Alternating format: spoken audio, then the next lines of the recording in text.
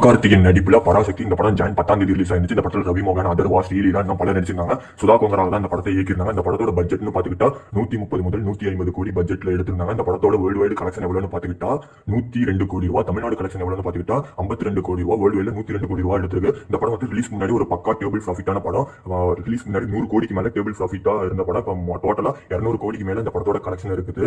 இந்த படம் டெஃபினட்டா ஒரு ப்ராஃபிட் படம் தான். ப்ரொடியூசருக்கு இந்த படத்தை வந்து ஓன் ரிலீஸ் தான் பண்ணதுனால எந்த இடத்துல இந்த படம் லாஸே கிடையாது. ப்ரொடியூசருக்கு பக்கா profit.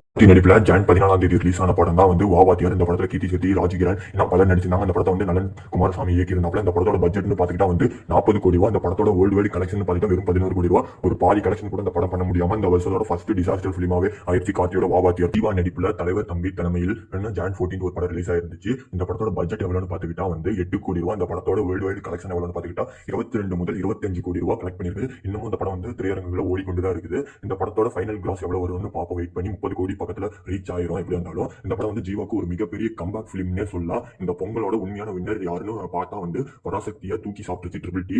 வாவாத்தியார் disaster real Pongal winner வந்து ட்ரிபிள் டி படம் தான். Jiiva is the winner.